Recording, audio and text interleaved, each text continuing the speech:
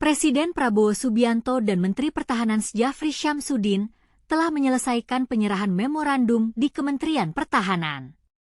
Mereka kemudian naik mobil maung bersama-sama sambil menyapa warga.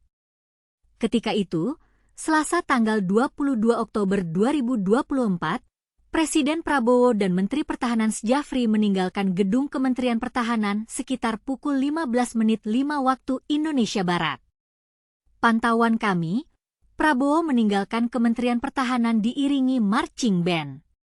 Jajaran staf Kementerian Pertahanan terlihat melepas Prabowo, yang merupakan Menteri Pertahanan periode 2019 sampai 2024.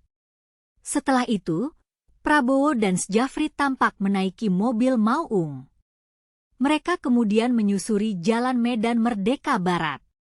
Warga terlihat antusias melihat iring-iringan Presiden Prabowo dan Menteri Pertahanan Djafri tersebut. Prabowo tampak menyapa warga yang berkerumun di pinggir jalan. Prabowo terlihat memberi hormat dan tersenyum ke arah warga. Apa yang membuat warga begitu antusias melihat Presiden Prabowo dan Menteri Pertahanan Djafri? Apakah mereka ingin mendengar pesan langsung dari Presiden Prabowo? Mengapa Prabowo meninggalkan Kementerian Pertahanan dengan diiringi marching band? Apakah itu simbol penghormatan atas jasanya sebagai Menteri Pertahanan? Ataukah itu hanya sebuah tradisi yang biasa dilakukan oleh pejabat tinggi? Bagaimana dengan Djafri Syamsuddin, Menteri Pertahanan yang baru? Apakah dia akan melanjutkan program-program yang telah dirintis oleh Prabowo? Berapa lama Prabowo dan Djafri akan menempuh perjalanan dengan mobil maung tersebut? Apakah mereka akan mengunjungi tempat-tempat strategis lainnya?